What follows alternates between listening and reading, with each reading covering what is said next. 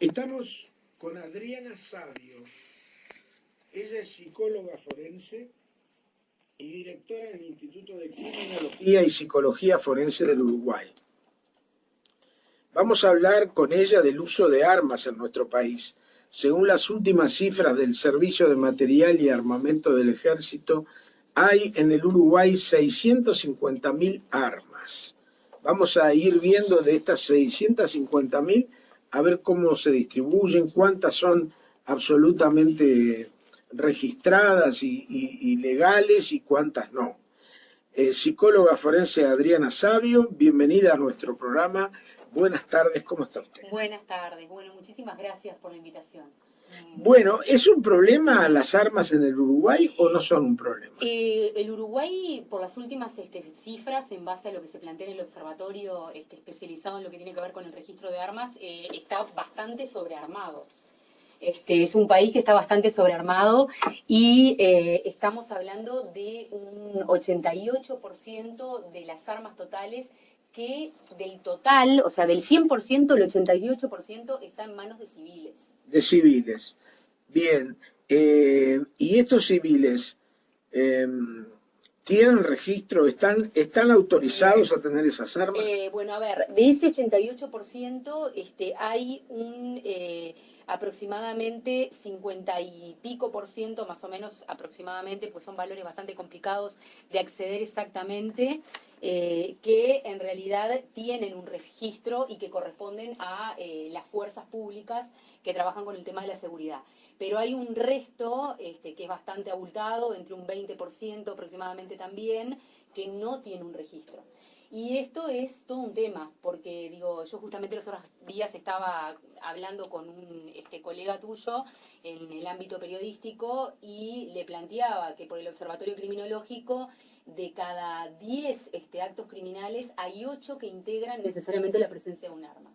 Entonces tenemos muchos casos de violencia donde las armas están presentes, lamentablemente, y mucho manejo de parte de la población civil de las armas en sí mismo, ¿no? Actualmente hay una modificación por la modificación del Código Penal que plantea un decreto que es el 377, que es un decreto nuevo, que obliga a cualquier persona que vaya a hacer uso de las armas para entrar a las fuerzas policiales, por ejemplo, o a las fuerzas de seguridad, que necesariamente tienen que hacerse un estudio psicodiagnóstico y un análisis para ver si psicológicamente están en condiciones, diríamos, de poder hacer un manejo del arma.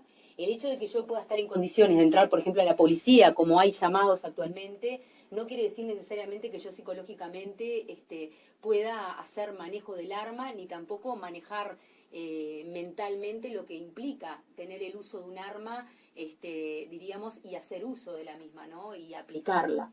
En un pasado lo que sucedía era que ya con una constancia médica general, en realidad la persona ya accedía al porte y actualmente se está filtrando mucho más para evitar, bueno, problemas y demás. Ahora, sacando la fuerza de seguridad o personas que quieran acceder a la misma, los particulares, los privados, ¿tienen portes de armas? ¿Andan con armas que tienen autorización? Sí, o sea, los civiles particulares, diríamos, que no están dentro de las fuerzas, diríamos, de la seguridad pública, sí pueden acceder también. Eso se pide a través de una ficha que se pide en el Ministerio del Interior, pero justamente a través de este decreto lo que se obliga ahora es que la persona se haga un análisis psicotécnico. O sea, tiene que pasar por el aval, diríamos, de la aplicación de aproximadamente 7 baterías de test psicoproyectivos, y hay que saber en qué condiciones se encuentra la persona desde el punto de vista dinámico, no solamente desde el punto de vista estructural. Estructural sería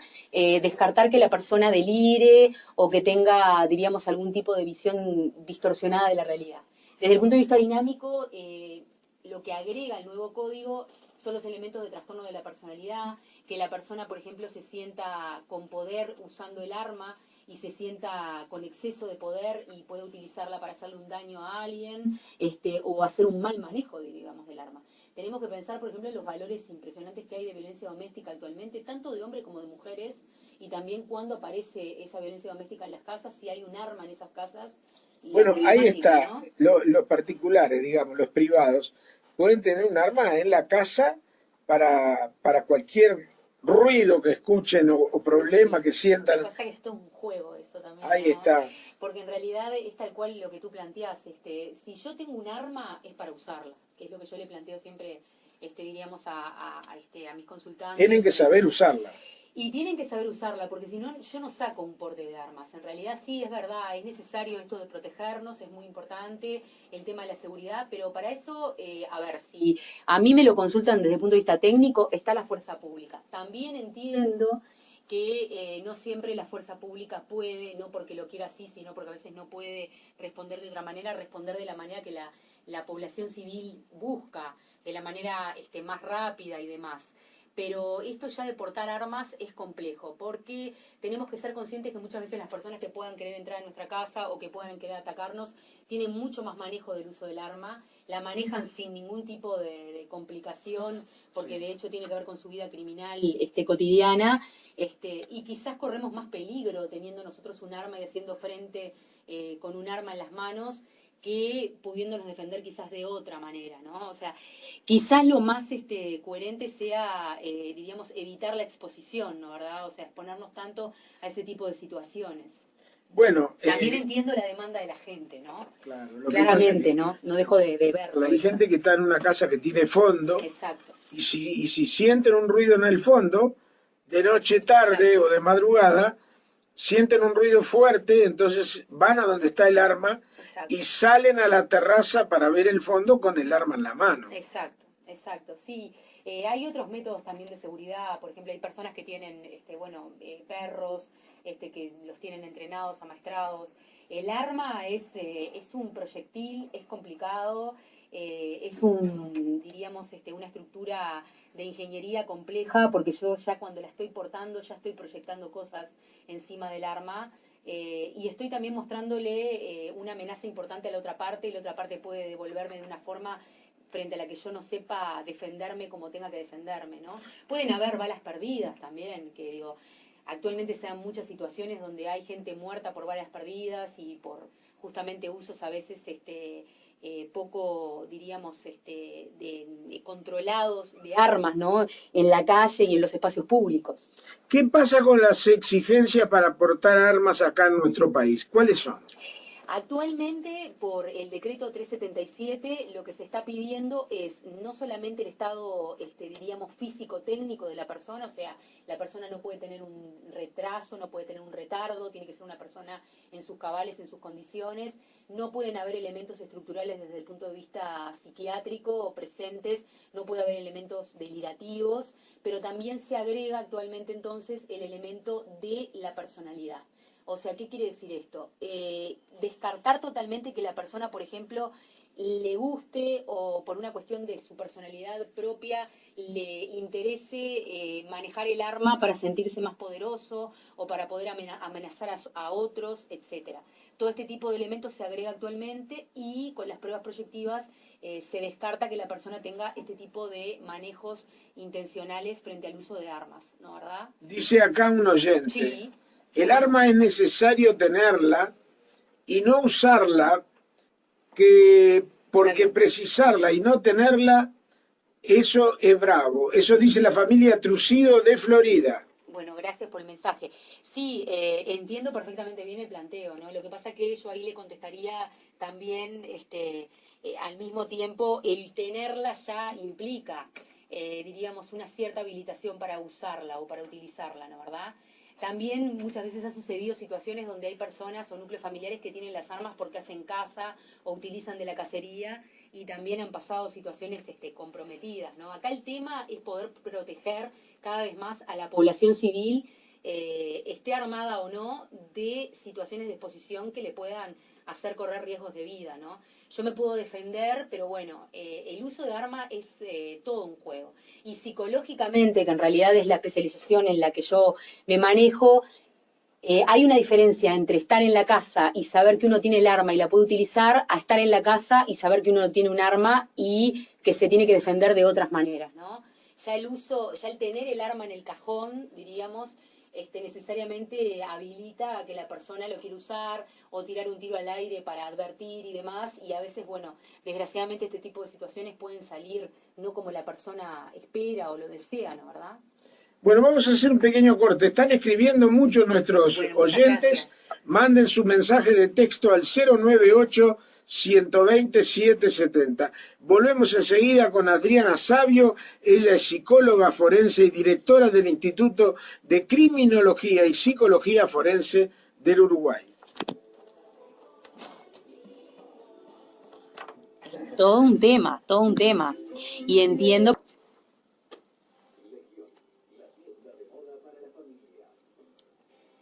¿Tenés mensaje para divertir? Hay cantidad de mensajes. Yo no tengo problema que los lea. Hay como contrario. 20 mensajes. Claro, porque la preocupación es la seguridad.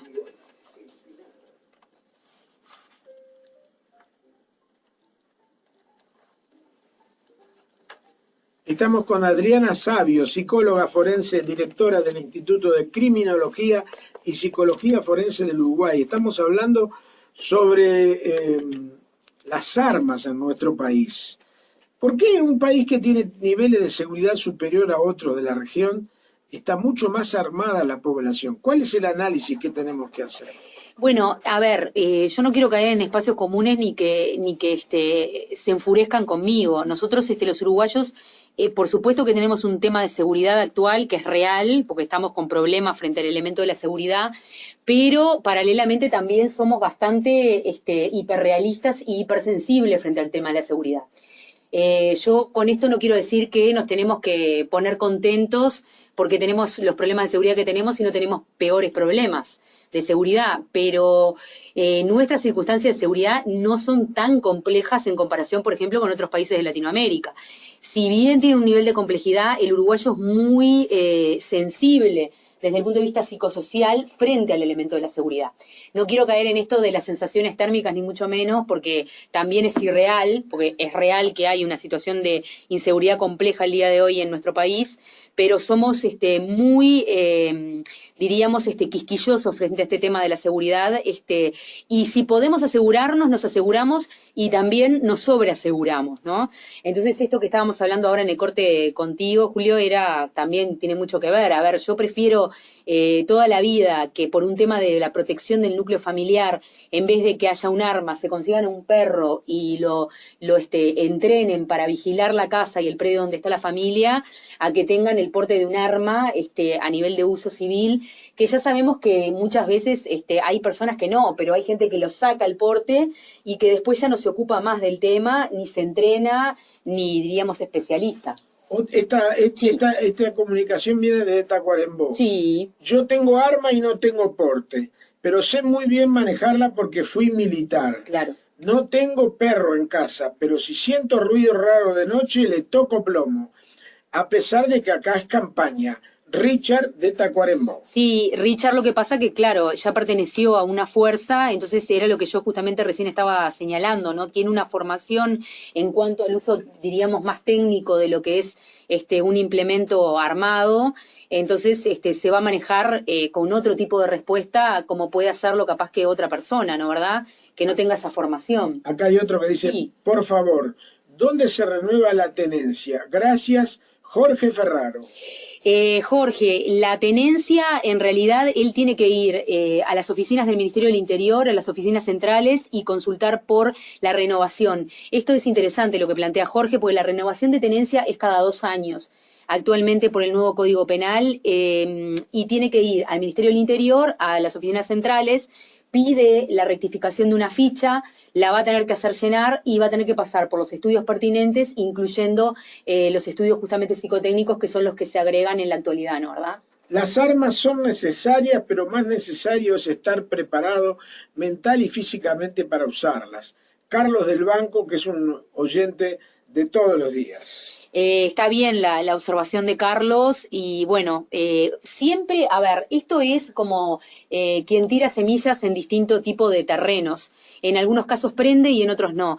Siempre es muy importante todo este tipo de observaciones que hacen, pero hay que tener también sumo cuidado de cómo se maneja diríamos, las ideas y las informaciones en torno, por ejemplo, al uso de armas, ¿no? La persona tiene que estar equilibrada, tiene que estar bien, tiene que saber hacer un uso correcto respecto, diríamos, de la artillería que tenga en su manejo, porque, vuelvo a repetir, desde el punto de vista psicodinámico, el arma es un proyectil. O sea, uno proyecta, cuando digo un proyectil no es solamente por la explosión, uno proyecta elementos psicológicos explosivos sobre el arma, ¿no? Estoy contra las armas, pero los delincuentes tienen armas poderosas, algunas, y los ciudadanos, ¿qué tenemos que hacer? ¿Dejarnos matar sin defendernos? No, no, para nada, para nada.